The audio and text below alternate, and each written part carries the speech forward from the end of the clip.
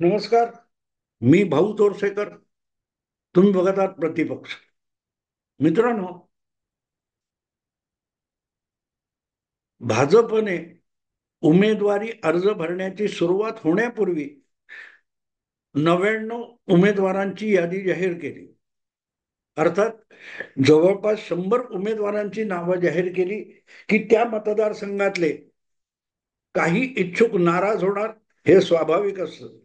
मला आठवतं, मी जेव्हा नवीन पत्रकार झालो होतो त्यावेळेला माझ्या आठवणीप्रमाणे पहिल्या निवडणुकीत ह्या 1971च्या आणि 72ची विधानसभा, 71ची लोकसभा अशा होत्या. आणि त्यावेळेला बाकीचे लहान मोठे पक्ष उमेदवार जाहीर करायचे 2-2 महिने आधीपासून. म्हणजे लालबागमध्ये आमच्या कम्युनिस्ट पक्ष असेल, किंवा नायगावमध्ये प्रजा समाजवादी पक्ष असेल, दादरमध्ये दंडवते समाजवादी पक्षाचे होते, किंवा गोरेगावमध्ये मृणाल गोरे संयुक्त समाजवादी पक्षाच्या होत्या, चेंबूरमध्ये हशू अडवाणी होते जनसंघाचे. तर यांच्या उमेदवारी आधीपासून जाहीर झालेले असायचे. आमच्या लालबाग परळ भागामध्ये तर वामनराव परब हे लोकसभा असो, विधानसभा असो किंवा महापालिका असो, या तीनही निवडणुकांमध्ये जनसंघाचे ठरलेले उमेदवार असायचे. लोकसभा विधानसभेला ते पराभूत व्हायचे, पण 2-2, 3-3 महिने आधीपासून हा संघाचा स्वयंसेवक जनसंघाचा उमेदवार म्हणून सतत कार्यरत असायचा. पण या सगळ्या कालखंडामध्ये कुठच्या पक्षाच्या उमेदवार याद्या जाहीर झाल्या, त्याच्यात कोणाची नावं आहेत, कोणाला उमेदवारी मिळाली, कोण नाराज आहे, अशी चर्चा पत्रकार आणि माध्यमांमध्ये होत नसेल. याचं कारण असं होतं की काँग्रेस हा प्रचंड डॉमिनंट पक्ष होता. प्रचंड डॉमिनंट. म्हणजे तुम्ही 72ची निवडणूक घेतली तर 288 मध्ये 200 पेक्षा अधिक जागा एकट्या काँग्रेस पक्षाने जिंकल्या होत्या. काय 15-20 शेतकरी कामगार पक्ष, समाजवादी पक्षाच्या काय 10-12 जागा असतील, काय तो SSPच्या आणखीन काहीतरी 10-12 जागा असतील, तुमच्या रिपब्लिकन पक्षाच्या 1-2 असतील जागा, कम्युनिस्ट पक्षाच्या 7-8 असतील. हे सगळं बघितलं, हे विखुरलेले पक्ष होते. आणि आघाडी केली तरी एकेका मतदारसंघातून ते सहजगत्या निवडून असं नव्हतं. आणि म्हणून काँग्रेस पक्षातर्फे कोणाला तिकीट मिळणार, उमेदवारी मिळणार, याचं फार मोठं कौतुक असायचं. त्यामुळे वर्तमानपत्रांच्या किंवा पत्रकारांची नजर काँग्रेस पक्षातून कोणाला उमेदवारी मिळाली याकडे असायची. आणि जसं त्या काळामध्ये शालांत मॅट्रिकच्या परीक्षेचा निकाल लागला की तो आजच्या सारख्या वेबसाईट, इंटरनेट नव्हतं, त्याची प्रिंटेड कॉपी सगळ्या वर्तमानपत्रांना मिळायची. आणि वर्तमानपत्रामध्ये ते क्रमवार पास झालेल्यांचे नंबर छापले जायचे विद्यार्थ्यांचे. आणि एका बाजूला ते नंबर कंपोज व्हायचे आणि दुसऱ्या बाजूला वर्तमानपत्राच्या कार्यालयासमोर उत्सुक विद्यार्थ्यांची लाईन लागलेली असायची. आपला नंबर आलाय का बघायला ही मुलं आदल्या दिवशीच गर्दी करायची. तर जसं त्या निकालाविषयी, मॅट्रिकच्या निकालाविषयी उत्सुकता सार्वत्रिक असायची, तसं काँग्रेसच्या उमेदवाराला कुठच्या विधानसभेत, कुठच्या लोकसभेत कधी तिकीट मिळालं, कुठलं तिकीट मिळालं, याची उत्सुकता असायची. आणि मग बंडखोरी ही फक्त काँग्रेस पक्षात होऊ शकायची, कारण जिंकून येणारा पक्ष किंवा सहजगत्या जिंकू शकणारा पक्ष ही काँग्रेसची ओळख होती. इतर पक्षांची ती ओळख नव्हती. शिवसेना असो, कम्युनिस्ट, हे सगळे पक्ष जे होते त्यामध्ये उमेदवारीसाठी झुंबड नसायची. फार फार तर नगरसेवक वगैरे जी पदं होती त्यामध्ये पक्षामध्ये छोट्या फार काय त्या कुजबुजी असायच्या, धुसफूस असायची. पण कुठलीही निवडणूक असो, महापालिकेपासून लोकसभेपर्यंतची, तिथे उमेदवारीसाठी मारामारी फक्त काँग्रेस पक्षात असायची. आणि त्याचं कारण होतं की काँग्रेस पक्षच निवडून येणारा पक्ष मानला जायचा. बाकीच्या सगळ्यांनी पडायला उभं राहायचं. मला आठवतं 1971च्या निवडणुकीमध्ये शिवसेनेने जनरल करिअप्पांना ईशान्य मुंबईचा उमेदवार म्हणून उभं केलं होतं. तेव्हा तिथून लागोपाठ दोनदा पराभूत झालेले डॉक्टर मुकुंदराव आगसकर हे उमेदवार होते. आणि मग जनसंघाच्या लोकांनी भिंती रंगवल्या होत्या, मारता मराठीच्या गप्पा मग का आणला करिअप्पा, असा शिवसेनेला सवाल केला होता. तेव्हा शिवसेनेने काय म्हणतात त्या भिंती रंगवल्या होत्या, मुकुंदा मुकुंदा दोनदा की तीनदा, म्हणजे दोनदा जे मुकुंदराव आगासकर पराभूत झालेत त्यांनाच जर जनसंघ परत उभा करत असेल तर तुम्ही आम्हाला कसले सवाल, म्हणजे विरोधकांच्या एकमेकात कागाळ्या करणं, उखाळ्या पाखाळ्या करणं हाच उद्योग होता. बाकी जिंकणार कोणतं काँग्रेस हे ठरलेलं असेल. आणि म्हणूनच काँग्रेसचे उमेदवार हे अगदी शेवटच्या क्षणापर्यंत ठरायचे, कारण तो ठरला की त्याच्या जागी इच्छुक असलेला दुसरा काँग्रेसवाला बंडखोरी करायचा आणि त्या बंडखोरीचं नुकसान काँग्रेस पक्षाला मोजावं लागेल.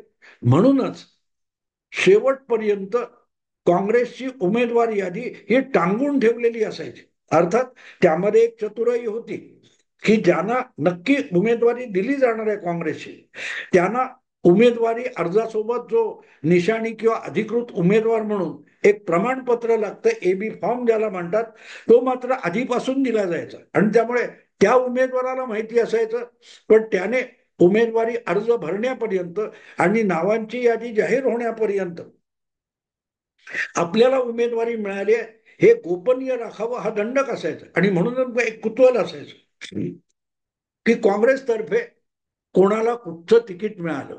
आज जसं यांचे उमेदवार येत आहेत की नाही, त्यांचे उमेदवार ठरले की नाही, हे सगळं भानगड जी आहे ही त्या काळात नव्हती.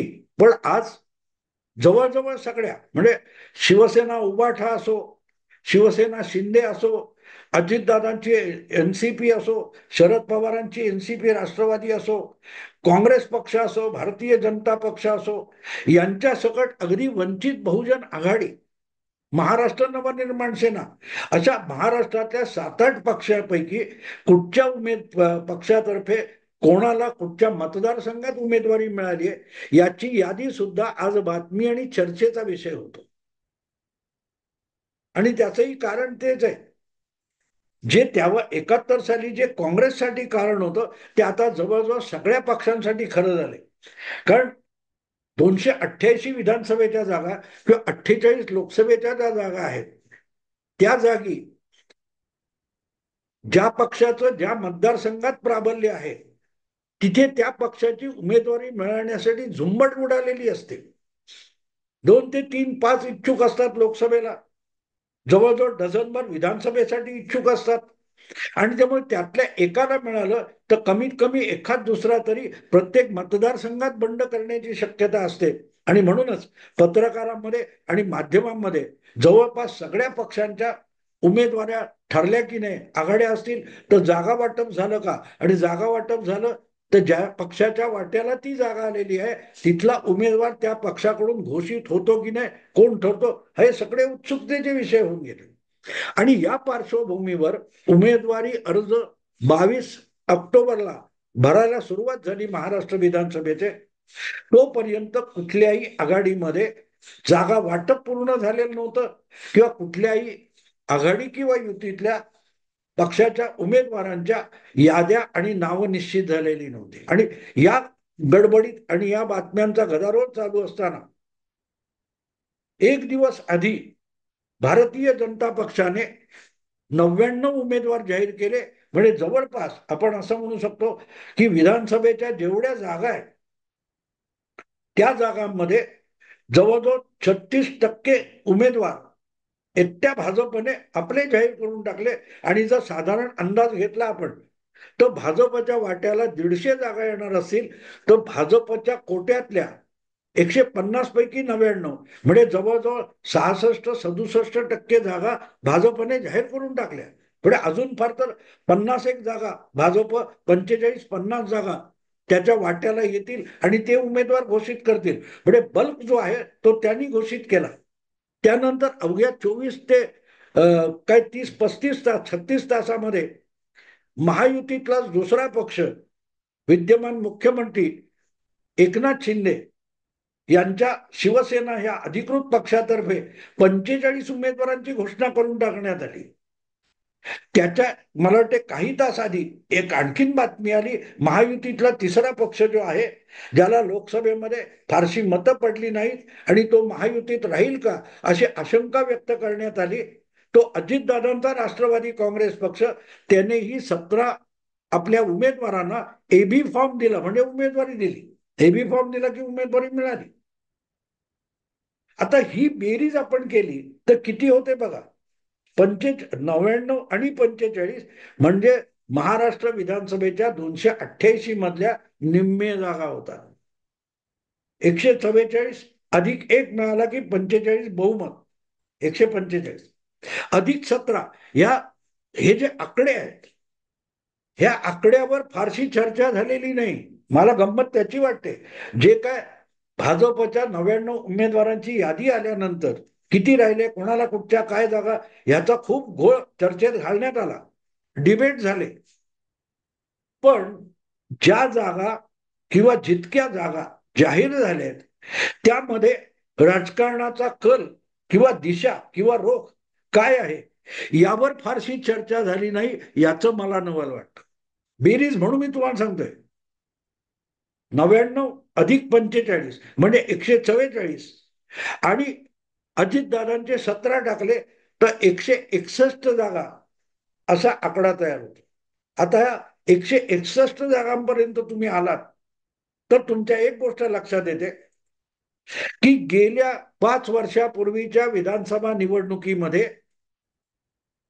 महायुती म्हणून लढलेले जे 2 पक्ष होते, शिवसेना आणि भारतीय जनता पक्ष, या दोघांचे निवडून आलेल्या उमेदवारांची संख्या 161 होती. आणि आज महायुतीने पहिल्या फटक्यात 24 तासात 48 तासात जितक्या जागा जाहीर केल्या त्यांची बेरीज सुद्धा 161 येते.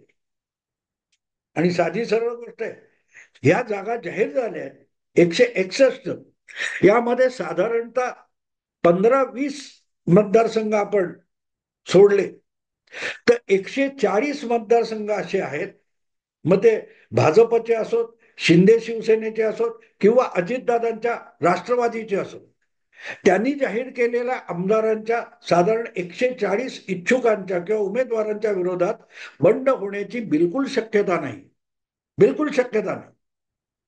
आणि हे सगळं 23 किंवा 22 ऑक्टोबरला झालंय. म्हणजे तब्बल 4 आठवडे आधी युतीच्या जवळपास 150 उमेदवारांची यादी जाहीर झाली आहे आणि ते बिनभोपाट कामाला लागू शकतात. त्या मतदारसंघामध्ये आपले उमेदवार वेळच्या वेळी नव्हे, खूप आधी जाहीर करून महायुतीने आधीच मोठी बाजी मारलेली आहे. कारण त्यांच्या समोर कोण उमेदवार आहे हे त्यांनाही माहिती नाहीये आणि समोर जो त्या युतीच्या या 150 उमेदवार कमीत कमी ज्यांना आव्हान द्यायला उभा राहणार आहे त्याला सुद्धा आज माहिती नाही की आपली लॉटरी लागून आपण चंद्रकांत दादाला चॅलेंज देणार का, आपण देवेंद्र फडणवीसला चॅलेंज देणार का, आपण वळसे पाटलाला चॅलेंज देणार का, आपण प्रताप सरनाईकला चॅलेंज देणार का, हे त्यांच्या समोर उभ्या राहणाऱ्या उमेदवाराला आज माहिती नाही. कारण त्यांचं नाव हे लॉटरीच्या डब्यात पडलेलं आहे.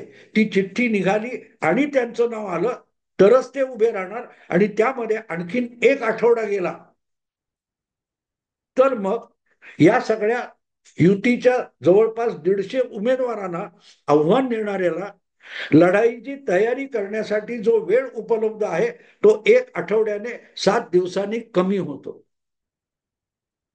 एक भाग आणखीन आहे की ही नावं जाहीर केलीत तिथे वाद होणार नाही, बंडखोरी होणार नाही, हे गृहीत धरून किंवा ती शक्यता लक्षात घेऊनच वादग्रस्त ठरू नये अशा जागी उमेदवार जाहीर करण्यात आलेले. आणि इथे आत्मविश्वास कळतो की बंडखोरी होणार नाही हा एक आत्मविश्वास आहे. आणि दुसरीकडे बंडखोरी झाली तरीही ही जागा आपण जिंकू, समोर कुठलाही उमेदवार टाकला महाविकास आघाडीने किंवा आणखीन कुठल्या 3ऱ्या 4थ्या 5व्या आघाडी पक्षाने, तरी ही जागा आपण या उमेदवाराला उभा करून जिंकू शकतो हा आत्मविश्वास महायुतीने दाखवलेला आहे. आणि म्हणून या जाहीर झालेल्या 161 जागांचं गणित मला फार महत्वाचं वाटतं. आणि प्रत्येकाने आपल्या कुवतीनुसार 99 जागा भाजप जो महायुतीतला सगळ्यात मोठा पक्ष आहे, 45 जागा एकनाथ शिंदे आणि अजितदादा 17 जागा. अजितदादांच्या पक्षाला लोकसभेत जो मार खावा लागलाय त्यानंतर उगाच जास्त जागा मागून आपली शक्ती क्षीण करण्यापेक्षा आपल्या कुवतीत राहून जे अधिक पदरात पडेल ते आणि जे अधिक जिंकता येईल या दृष्टीने रणनीती आखून काम महायुतीत चाललेलं दिसतं.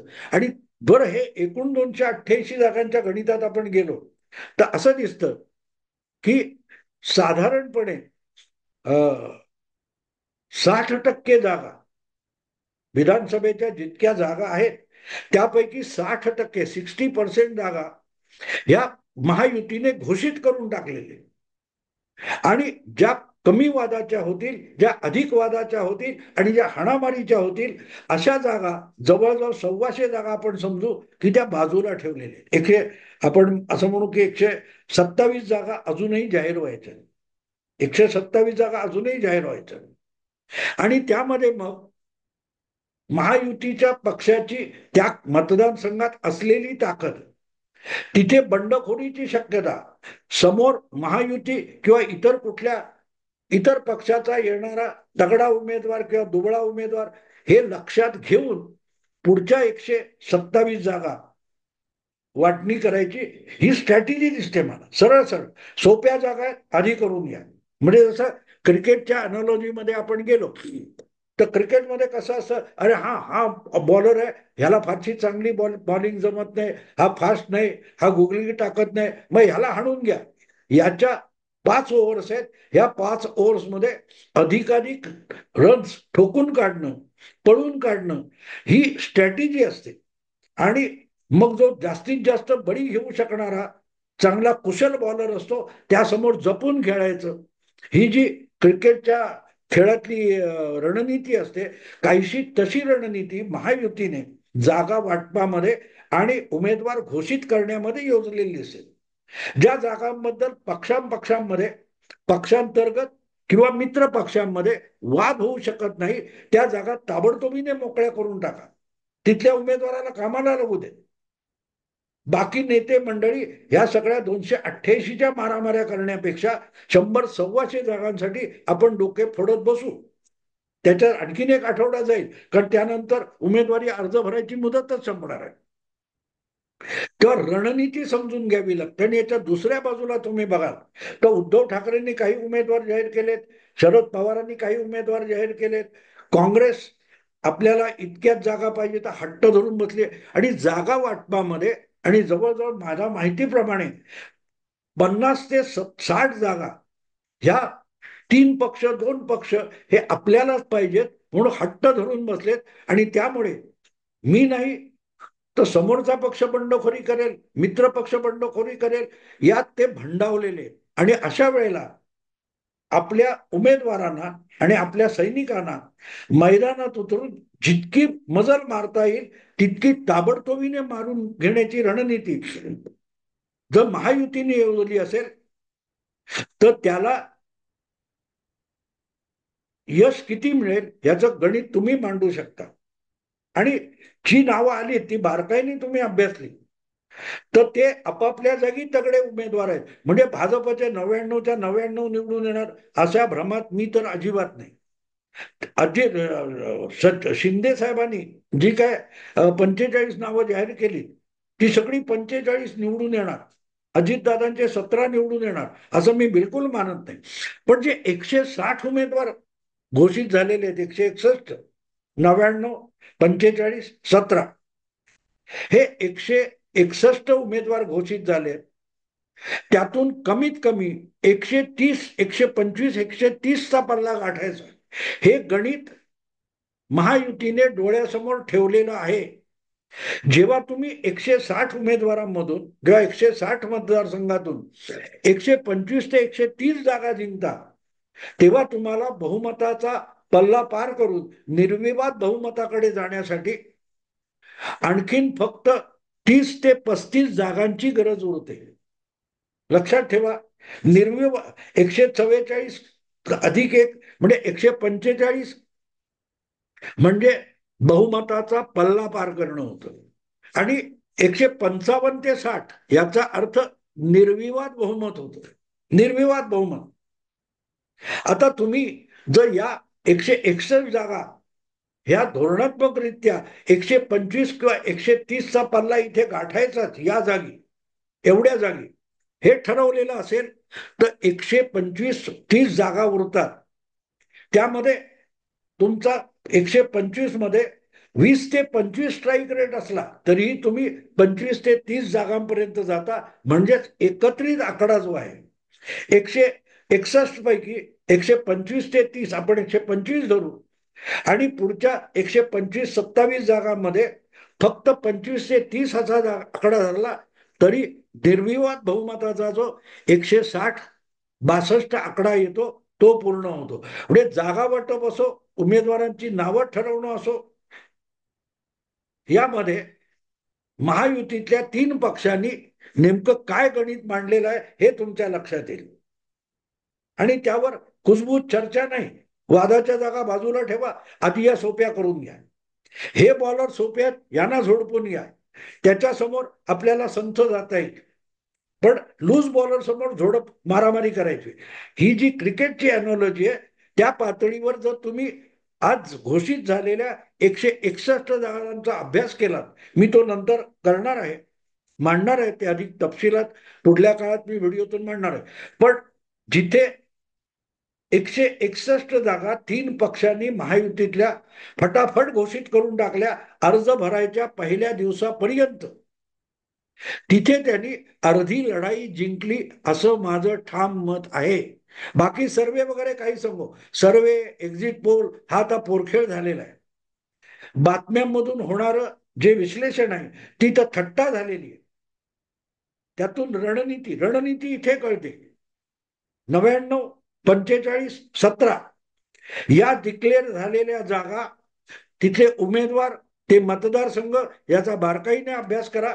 तिथे तुमच्या लक्षात येईल की 125 ते 130 जागा या 161 मधून मिळवायच्या, ही रणनीती डोळ्यासमोर ठेवून नावं जाहीर झालेली आहेत आणि 127 मतदारसंघ पुढल्या काळात येतील, ज्यातून फार फार तर 25 ते 30% म्हणजेच 25 ते 35 जागा आणखीन जिंकायचा हे गणित आहे. ही रणनीती आहे. जागा वाटपामध्ये सुद्धा रणनीती असते, याचं हे जिवंत उदाहरण आहे. मित्रांनो, आता इथेच थांबतो. विषय आवडला लाईक करा, शेअर करा आणि प्रतिपक्षाला सबस्क्राईब करा. नमस्कार.